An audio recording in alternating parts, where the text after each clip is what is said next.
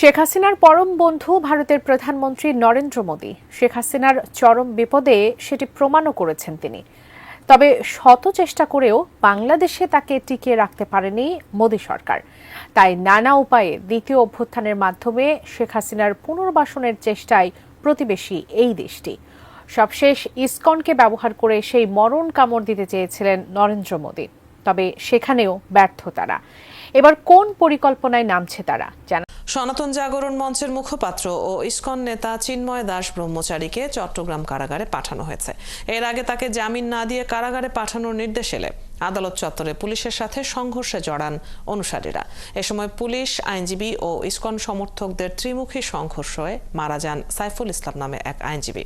ISKCON সমর্থকরা তাকে কুপিয়ে হত্যা করেছে বলে দাবি করেছেন চট্টগ্রাম জেলা আইনজীবী সমিতির সভাপতি নাজিম উদ্দিন চৌধুরী। রাজীব বড়ুয়ার তথ্য ছবিতে প্রতিবেদন। দেশকে স্বৈরাচার মুক্ত করতে প্রায় ২,০০০-এর মতো ছাত্র জনতা প্রাণ দিয়েছে। আহত হয়েছে ৩০,০০০-এরও বেশি মানুষ। গোটা দেশে যখন ভয়াবহ অবস্থা, তখন মুখে কুলু পেটেছিল উগ্রবাদী সংগঠন ইসকন। এই গণহত্যার পক্ষে না দাঁড়িয়ে বিপরীতমুখী অবস্থানে ছিল তারা। তবে শেখ হাসিনার পতনের পর হঠাৎ করেই সক্রিয় ইসকন। ভারতের ইন্ধনে একের পর এক দেশি বিরোধী চক্রান্তের গুটি চালাচ্ছে তারা। দীর্ঘ ১৬ বছর ধরে লুটপাট, গুম, খুন, গণহত্যা সহ মানবতা বিরোধী নানা অপরাধ করেছে আওয়ামী লীগ সরকার। তাই জনরোষের কারণে প্রকাশ্যে আসতে পারছে না দলটির নেতাকর্মীরা। আর এই কারণেই আড়ালে থেকে একের পর এক দেশ বিরোধী ষড়যন্ত্রের কলকাঠি নাড়ছে ফেসিবাদের দোসররা। ইতিমধ্যে আনসার লীগ, রিকশা লীগ, বিশ্ববিদ্যালয় লীগ, গার্মেন্টস লীগ, দাবি দেওয়া লীগ, ১৬ বছরের বঞ্চিত লীগ সহ নানা রূপে প্রতি বিপ্লবের চেষ্টা করে ব্যর্থ করে সাধারণ মানুষের জনজীবন অতিষ্ঠ করে তোলে আওয়ামী লীগ। সবশেষ ২৫ নভেম্বর সারা দেশ থেকে কিস্তি লীগের সদস্যদের এনে শাহবাগে সমাবেশ করতেও ব্যর্থ হয় তারা। গণ অভ্যুত্থানে পরাজয়ের পর প্রথম থেকেই হিন্দুদের নিয়ে গভীর এক ষড়যন্ত্র করতে থাকে আওয়ামী লীগ। অন্তর্বর্তী সরকারকে অস্থিতিশীল করতে সাম্প্রদায়িক দাঙ্গা বাঁধানোর যে কয়টি প্রচেষ্টা করা হয়েছে, তার পিছনে বিতর্কিত ইসকন নেতা চিন্ময় কৃষ্ণ দাস ব্রহ্মচারীর সরাসরি ইন্ধন রয়েছে বলে তথ্য আছে গোয়েন্দা সংস্থাগুলোর কাছে।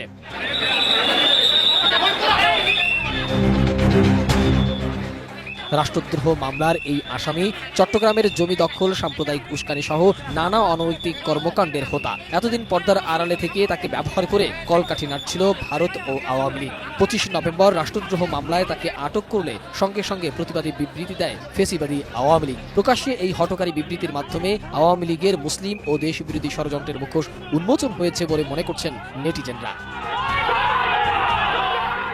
বাংলাদেশ আওয়ামী লীগের প্রেসিডিয়াম সদস্য জাহাঙ্গীর কবির নানক সোমবার এক বিবৃতিতে চিন্ময় কৃষ্ণ দাসকে গ্রেপ্তারের তীব্র নিন্দা ও প্রতিবাদ জানিয়ে এবং অনতিবিলম্বে তার মুক্তির দাবি করেছেন। চট্টগ্রামের হাজারী গলিতে সাম্প্রদায়িক দাঙ্গা সৃষ্টির অপচেষ্টার অংশ হিসাবে সহিংসতা, সেনা সদস্য ও পুলিশ বাহিনীর সদস্যদের উপর ভয়ঙ্কর অ্যাসিড হামলার নেপথ্যের ভূমিকার অভিযোগ রয়েছে এই ইসকন নেতার বিরুদ্ধে। এর আগে চট্টগ্রামের নিউ মার্কেট চত্বরে মুক্তমঞ্চে ছাত্র জনতার উড়ানো জাতীয় পতাকার উপর গেরুয়া পতাকা উড়িয়ে অবমাননা করে দেশের স্বাধীনতা, সার্বভৌমত্ব ও জাতীয় অখণ্ডতাকে অস্বীকার করার মতো অপরাধ করেছে বলেও অভিযোগ রয়েছে ইসকনের এই নেতার বিরুদ্ধে।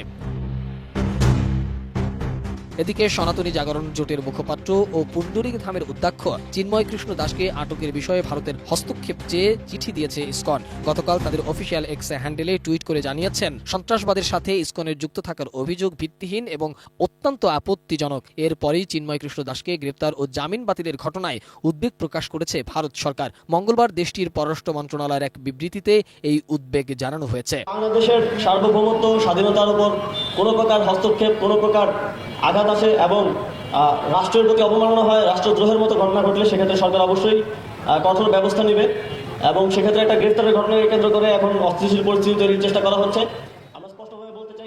অন্যদিকে রাষ্ট্রদ্রোহের মতো ঘটনায় যুক্ত থাকলে কোনো প্রকার ছাড় দেওয়া হবে না বলে জানিয়েছেন অন্তর্বর্তীকালীন সরকারের স্থানীয় সরকার, যুব ও ক্রীড়া উপদেষ্টা আসিফ মাহমুদ সজীব ভুইয়া। মঙ্গলবার রংপুরে এক অনুষ্ঠানে যোগ দিতে গিয়ে তিনি এসব কথা বলেন। বিভিন্ন গোষ্ঠী, বিভিন্ন গ্রুপকে উস্কে দিয়ে হামলা, তারপর সংঘর্ষের মতো ঘটনা গতকালকে আপনারা দেখেছেন। সকালে কিভাবে বিভিন্ন জায়গা থেকে, প্রান্তিক পর্যায় থেকে জনগণকে ভুল তথ্য দিয়ে ১,০০০ করে টাকা দিয়ে ঋণ দেওয়ার স্বপ্ন দেখিয়ে ঢাকায় নিয়ে যাওয়া হয়েছিল একটা অস্থিতিশীল পরিস্থিতি তৈরির জন্য। কিন্তু আমাদের আইনশৃঙ্খলা বাহিনী এবং সর্বোপরি ছাত্রদের অংশগ্রহণের মাধ্যমে সেই পরিকল্পনাকে নস্যাৎ করা হয়েছে এবং এই ধরনের আর কোনো ষড়যন্ত্র কিংবা পরিকল্পনা করা হলে সে বিষয়ে যথাযথ ব্যবস্থা নেওয়া হবে। মোহাম্মদ সোহাগ বিশ্বাস, এটিএন নিউজ, ঢাকা।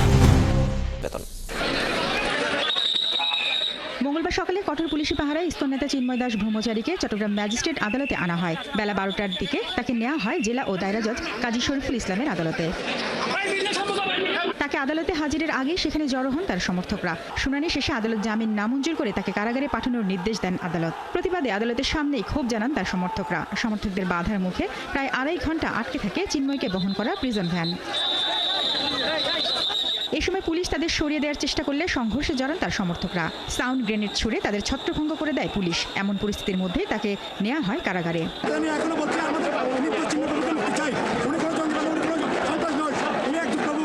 নিঃশর্ত মুক্তি দেওয়া হোক, আর আমাদের যে 8 দফা দাবি সরকার মেনে নেই। সরকার সবার দাবি মেনে নিচ্ছে, আমাদের দাবি মেনে নিতে সমস্যা কোথায়? সনাতনের অধিকার আদায়ের জন্য বলছে, সনাতনীদের পক্ষে বলছে কথা, সনাতনীদের পক্ষে সনাতনীদের দাবি আদায়ের জন্য বলছে। দেশের বিরুদ্ধে যখন বক্তব্য দিচ্ছে না, তাহলে কেন ওনার বিরুদ্ধে নিয়ন্ত্রণ হবে? এদিকে আদালত চত্বরের এই সংঘর্ষ ছড়ায় আশপাশের এলাকায়। পুলিশ, আইনজীবী ও বিক্ষোভকারীদের ধাওয়া পাল্টা ধাওয়া এবং ত্রিমুখী সংঘর্ষে আহত হন সাইফুল ইসলাম নামে এক আইনজীবী। গুরুতর আহত অবস্থায় তাকে হাসপাতালে নেওয়া হলে চিকিৎসকরা তাকে মৃত ঘোষণা করেন। তবে চট্টগ্রাম জেলা আইনজীবী সমিতির সভাপতি নাজিমউদ্দিন চৌধুরী দাবি করেছেন ইসকন সমর্থকরা সাইফুলকে কুপিয়ে হত্যা করেছে।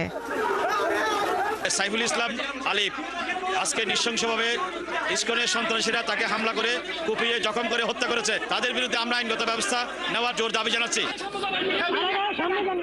এর আগে চট্টগ্রাম কোতোয়ালি থানায় দায়ের করা মামলায় চিন্ময়কে গ্রেপ্তার দেখানো হয়। সরকার পক্ষের আইনজীবী জানান তার নামে রাষ্ট্রদ্রোহের অভিযোগ থাকায় তাকে কারাগারে পাঠানোর নির্দেশ দেওয়া হয়। সোমবার বিকেলে ঢাকা বিমানবন্দর থেকে ইসকন নেতা চিন্ময় দাস ব্রহ্মচারীকে গ্রেপ্তার করে গোয়েন্দা পুলিশ।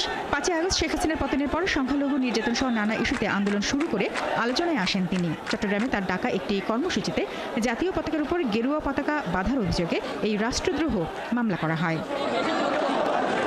শারমিন স্বপ্না, 71।